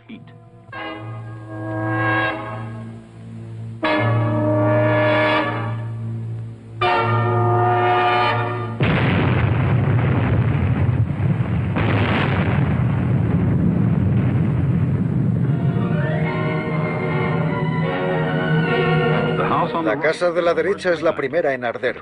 La basura es la mecha que hace arder la madera seca. La falta de limpieza doméstica ha condenado a esta casa a la destrucción.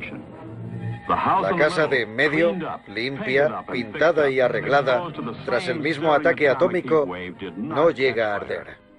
La idea era que si limpias tu patio y no hay basura ni nada parecido, tú también puedes sobrevivir a una explosión nuclear. Es tu elección. La recompensa podría ser la supervivencia. Y es tu responsabilidad, no la del gobierno. El gobierno no puede hacerlo por ti, tú tienes que cuidar de ti. Y si no lo haces, si resultas herido, es tu culpa. Aunque limpiar podría no ser suficiente. Quizá tenga que hacer algunas reformas. Bueno, me alegro de que bajéis a ver mi refugio nuclear. Anoche acabé de pintarlo. Esta habitación puede usarse para otras cosas. Sí, Walt. Puedes usarla como dormitorio de visitas. Supuso el comienzo de un proceso de militarización en el que todo el mundo debía estar preparado. Los techos y muros gruesos protegen de la radiación. Cuanto más gruesos, mejor. La cultura de la preparación. Bien, ya está terminado mi refugio atómico. ¿Qué es en realidad la defensa civil? Es un teatro doméstico con propósitos diplomáticos. La defensa civil reforzaba la idea de que las armas nucleares eran la base de la política exterior americana, y en ese sentido era útil. Aprenderemos a salvar vidas y no os merecerá la pena lanzarnos vuestras bombas. Si nuestro enemigo cree que la sociedad puede sobrevivir, eso significa que nuestra amenaza de usar armas nucleares es más creíble.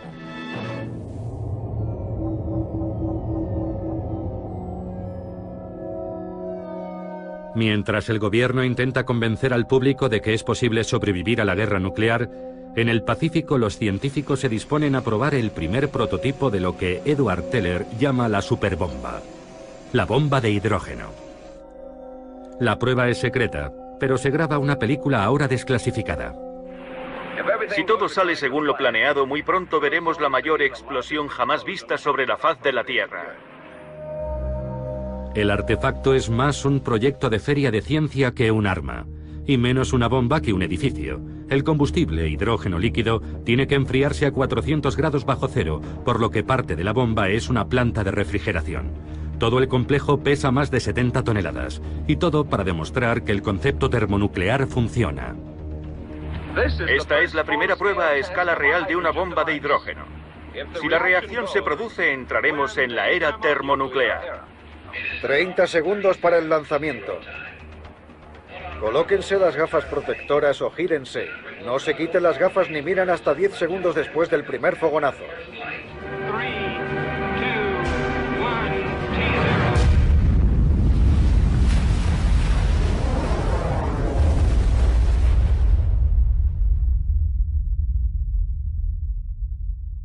La potencia de la explosión es similar a la de 10 millones de toneladas de TNT. Es 600 veces más potente que la bomba que destruyó Hiroshima.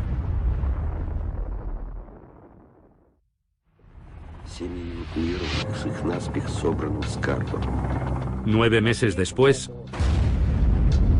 los soviéticos detonan su primera bomba de hidrógeno.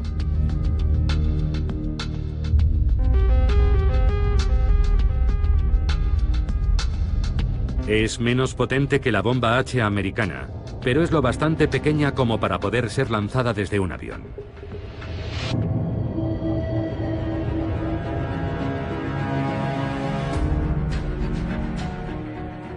La Unión Soviética ha reforzado su control sobre el este de Europa. Ha conseguido la bomba atómica, apoya la guerra en Corea. Y ahora dispone de una bomba de hidrógeno transportable. Estados Unidos, en plena campaña del Terror Rojo, lanza una cruzada para erradicar a quien se pueda culpar del éxito comunista.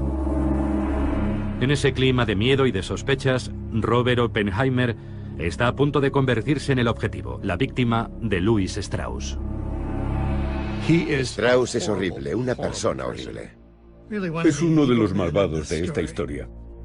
Strauss solo busca la forma de atacar a Oppenheimer, de humillarlo. Strauss nunca perdonó a Oppenheimer que se opusiera al programa de urgencia para desarrollar la bomba de hidrógeno. Cuando el presidente Eisenhower nombró a Strauss presidente de la Comisión de Energía Atómica, Strauss pudo vengarse. Lo que hizo al tomar posesión fue iniciar un proceso para privar a Oppenheimer de su autorización de seguridad. La comisión convoca una vista. Strauss elige a los jueces y al fiscal, y les proporciona informes secretos sobre Oppenheimer que se remontan a los años 30, y recurre al FBI. El FBI intervino el teléfono de Oppenheimer y el teléfono de su abogado, y Strauss pasaba toda esa información al fiscal.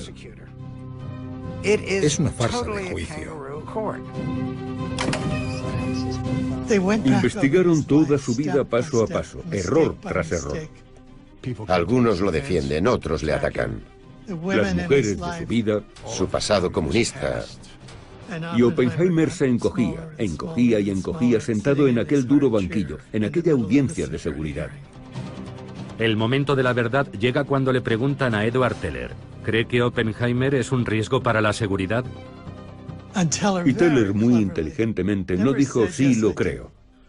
Lo que dijo fue, me sentiría mucho más seguro si el gobierno nunca más volviera a pedir consejo a Oppenheimer. Y aquello fue el tiro de gracia.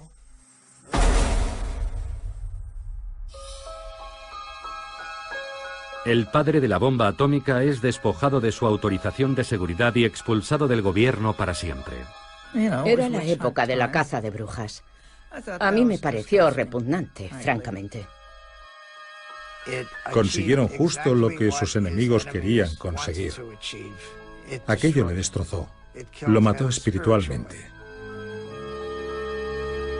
Pero Teller tuvo que pagar un precio. El odio hacia Edward era tan denso que podía cortarse con un cuchillo. Creo que los colaboradores más próximos a Edward, al menos en Los Álamos, le despreciaron por ello el resto de su vida.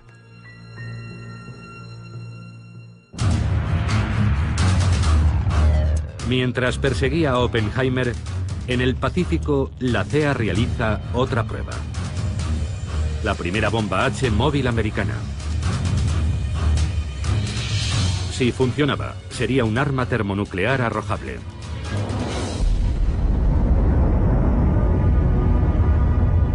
El 1 de marzo de 1954 queda demostrado que la bomba sin duda funciona, aunque demasiado bien. Debido a un error de diseño, es el doble de potente de lo calculado. 15 megatones, el equivalente a 15 millones de toneladas de TNT. Aproximadamente 1000 veces más potente que Little Boy. Es una bomba gigantesca. El hongo atómico alcanza los 25.000 metros de altura, esparciendo su radiactividad por la atmósfera. La lluvia radiactiva contamina islas habitadas y un barco pesquero japonés, irónicamente llamado Dragón Afortunado. Uno de los pescadores japoneses muere. Más de 200 isleños enferman.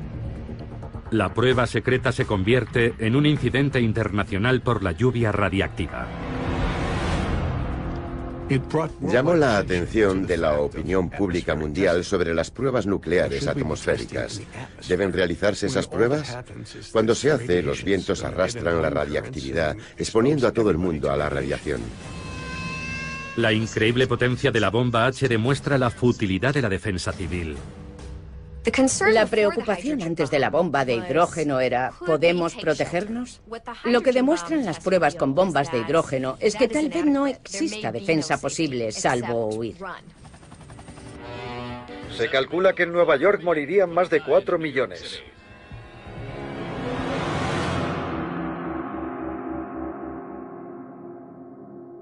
Si sobrevivir a la bomba H soviética es imposible, la única opción es disuadirlos para que no ataquen los primeros. El presidente Eisenhower crea una nueva política. Cualquier agresión soviética se responderá con una fulminante represalia masiva nuclear ejecutada por el Mando Aéreo Estratégico, el SAC. La Fuerza Aérea mantiene a sus bombarderos volando las 24 horas listos para actuar contra objetivos específicos. El SAC está dirigido por Curtis LeMay. LeMay se da cuenta de que la bomba ha cambiado la guerra para siempre. LeMay comprendió enseguida que las guerras durarían días o incluso horas, y que la anticipación era vital. LeMay planea un primer ataque masivo sobre la Unión Soviética al que llamó golpe de gracia. Listos para actuar en cualquier momento, sus equipos realizan simulacros constantes.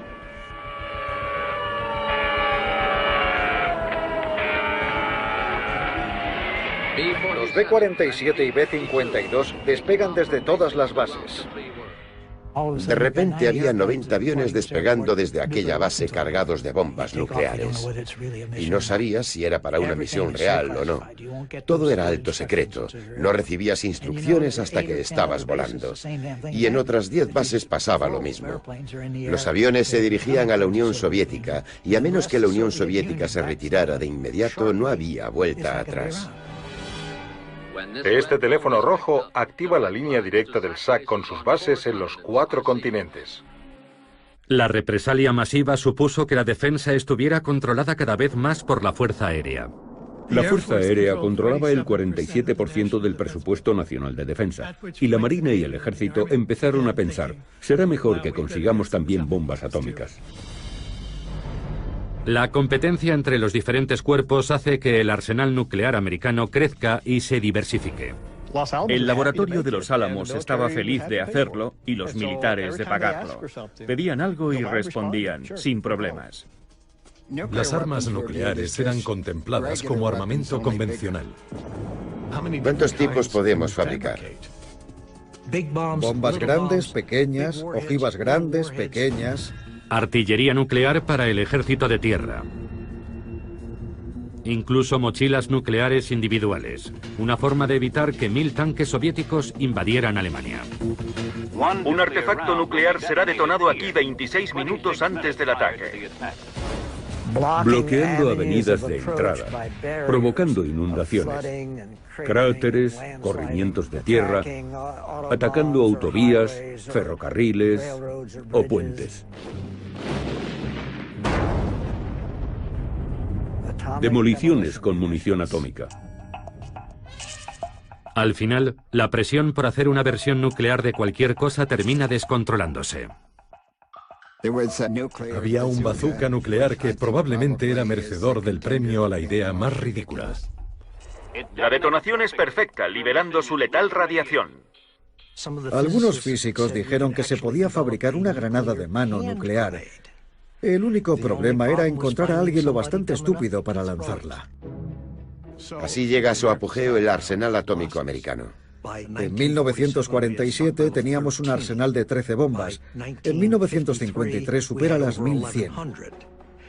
A finales de los 60 teníamos más de 31.000 armas nucleares, de 36 tipos diferentes. Yo me preguntaba, ¿de verdad se necesita todo esto? Creo que la mayoría de los militares pensaba que sí. Y creo que la principal razón era política. Ya sabes, tenemos más que tú. El último ejemplo del "tenemos más que tú" llegó en octubre de 1961. Los soviéticos detonan la bomba más potente de la historia. La bomba del zar. 50 megatones. 50 millones de toneladas de TNT. El piloto dijo que el fuselaje se había alabeado dramáticamente. Nunca más volvió a volar. Dijo que había hecho su trabajo por la madre patria y se retiró. Pero no sirve para nada, salvo por su simbolismo. Una bomba tan potente carece de utilidad. No matas a más gente con una bomba gigante que con dos bombas pequeñas. Había dos superpotencias y tenías que impedir que la otra disparara antes. Y la única forma era siendo tan fuerte que si ellos atacaban primero, tú los aniquilaras. La destrucción mutua asegurada era una locura. Mirando hacia atrás, creo que lo era. Aunque por otro lado, siendo las dos partes tan fuertes y sabiendo que podían destruirse mutuamente,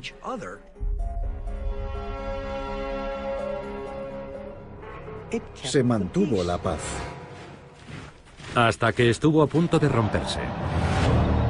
En octubre de 1962, el líder soviético Nikita Khrushchev ve la oportunidad de asestar un audaz golpe en el patio trasero de Estados Unidos.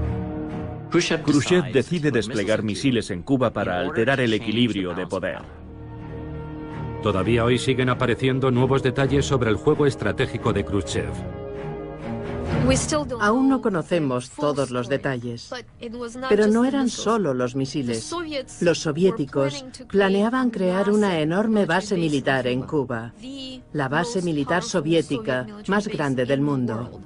Khrushchev pretendía cambiar por completo el mapa de la Guerra Fría, radicalmente, sin precedentes.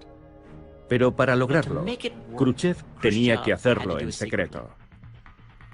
Si Estados Unidos descubría que los misiles iban a Cuba, se lo impediría. Y casi lo consigue.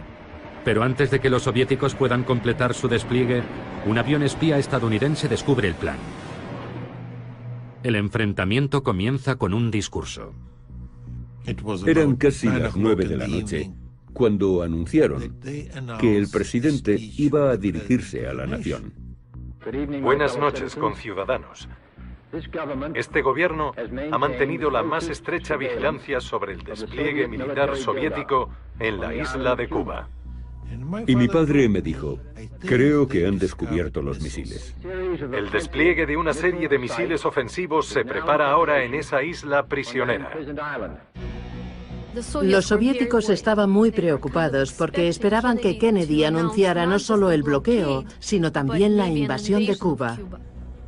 La posibilidad de una auténtica guerra nuclear era muy alta. Y suponía el fin del mundo. Será nuestra política considerar cualquier ataque nuclear lanzado desde Cuba contra cualquier nación en el hemisferio occidental como un ataque contra Estados Unidos merecedor de una respuesta contundente contra la Unión Soviética.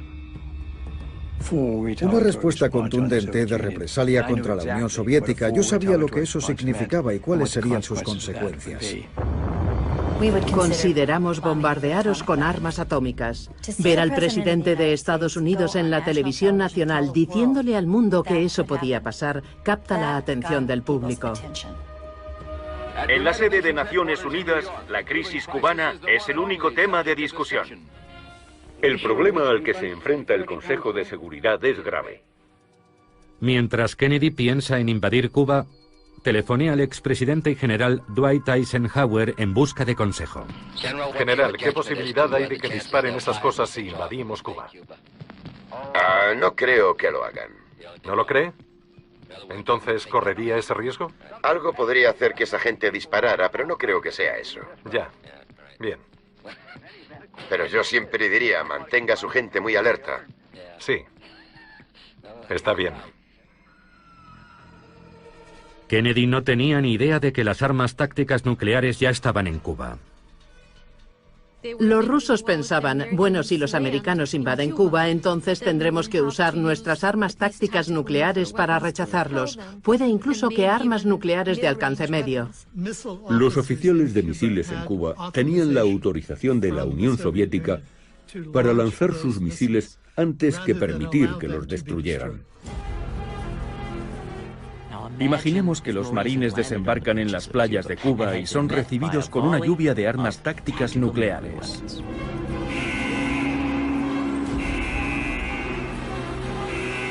Fueron unos días terroríficos. Yo estaba convencido de que iríamos a la guerra. Cada vez que entraba en aquella sala pensaba que aquel sería mi último día en la Tierra.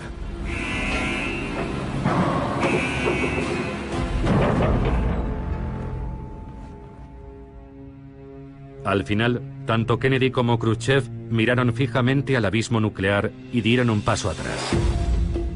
Los dos líderes tomaron el control de la crisis y decidieron: no empezaremos esta guerra. Intentaremos resolver esto con la diplomacia. Es una verdadera historia de aprendizaje cuando se dan cuenta de cuáles serían las consecuencias. Khrushchev cambió totalmente su posición, de forma radical, muy rápidamente. Khrushchev retira los misiles. A cambio, Kennedy accede a retirar en secreto los misiles desplegados en las fronteras con la Unión Soviética. La crisis de los misiles de Cuba fue un momento mucho más crítico de lo que la gente cree actualmente.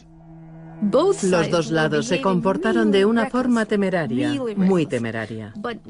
Pero cuando vieron el peligro real, ambos hicieron concesiones y fueron muy razonables.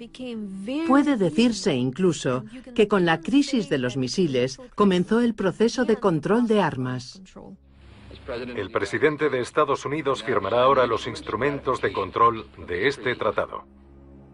9 meses después de la crisis de los misiles, Estados Unidos, la Unión Soviética y Gran Bretaña firman el primer tratado de prohibición de ensayos nucleares. Se prohíbe las pruebas con detonaciones atmosféricas en el espacio y submarinas. Y un año después se establece la primera línea directa entre Washington y Moscú.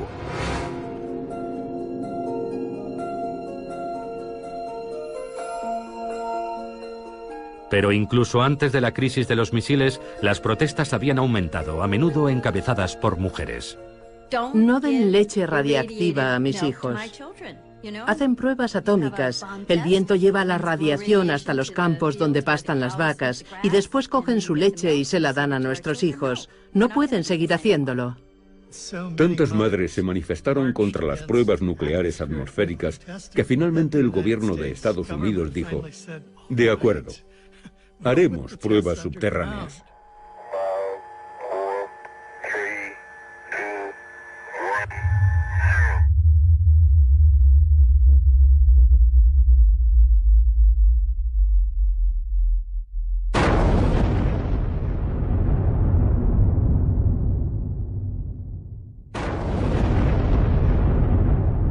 Las pruebas nucleares subterráneas mostraban el uso potencial de la bomba para cambiar el paisaje masivamente. Puede que para construir carreteras, puertos, canales. Las pruebas comenzaron en 1945 y continuaron hasta el 62. Y se realizaron más de 200 detonaciones nucleares.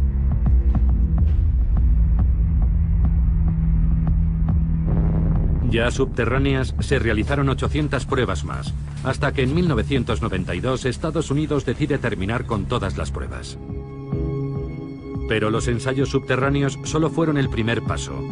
Libros y películas comenzaban a explorar lo que sería una guerra nuclear y el día después. Dramas lúgubres como La hora final, Punto límite, La oscura sátira, Teléfono rojo, Volamos hacia Moscú, o No Nukes, un documental sobre el concierto y la manifestación.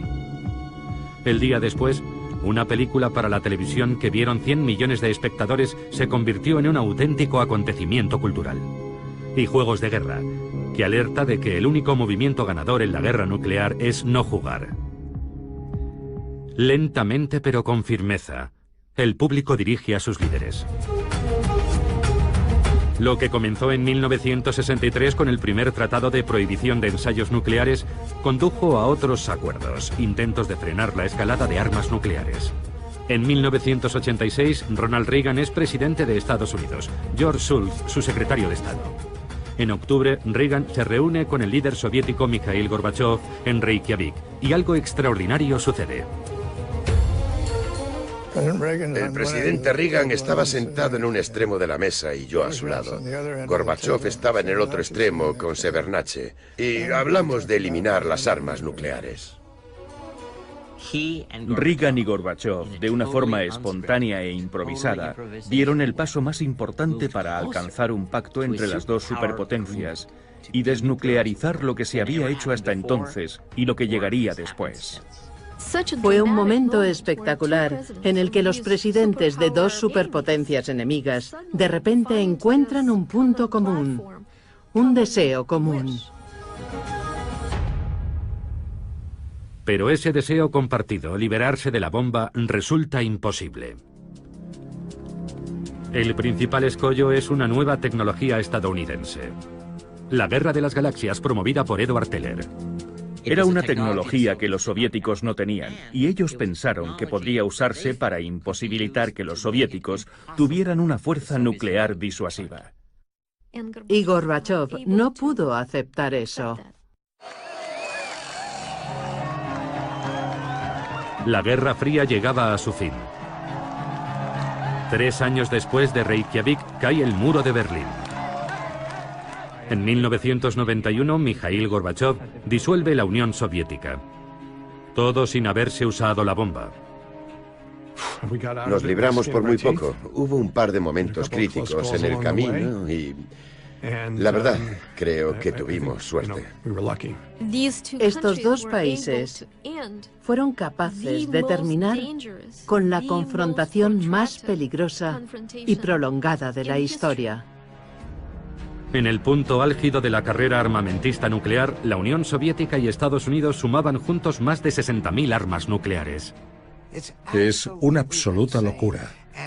Y cuando pase el tiempo suficiente y miremos hacia atrás, lo veremos como un momento de absoluta locura de la humanidad. La capacidad destructiva en ambos lados superaba el 5000%.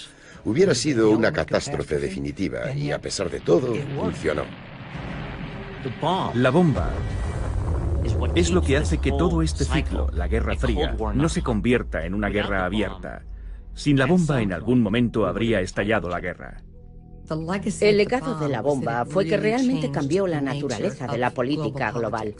Las reglas cambiaron por completo. La bomba obligó a los políticos a comprender que no se podía ganar la guerra. Porque si empezabas la guerra, podías perder más de lo que podías ganar. Hoy, además de Estados Unidos y Rusia, 6 naciones más tienen la bomba, además de Sudáfrica, que la tuvo y renunció a ella, e Israel, que no ha confirmado ni negado tenerla. No tenemos control sobre ellas ni sobre lo que pueden hacer con ellas. Los más alarmantes son India y Pakistán. Algunos expertos creen que una guerra nuclear, incluso limitada entre India y Pakistán, sería catastrófica para todos.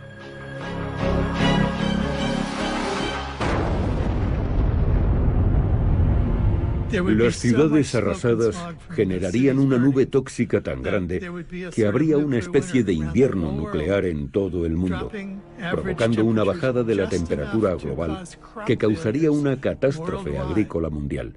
2.000 millones de seres humanos morirían de hambre. La gente no entiende el peligro. No entiende que la probabilidad de que eso ocurra es realmente elevada y no comprende su magnitud. Hace 70 años, unos cuantos garabatos en una pizarra abrieron la puerta a una nueva realidad. Decisiones fatídicas pusieron al mundo en el camino de las armas nucleares. Yo no me siento culpable por ello. En mi opinión, si no lo hubiéramos hecho nosotros, otros lo hubieran hecho. Y lo hubieran hecho con nosotros en cualquier caso. No hay vuelta atrás. El conocimiento de cómo podemos destruirnos a nosotros mismos está aquí para quedarse. Y nuestra tarea es aprender a vivir con eso.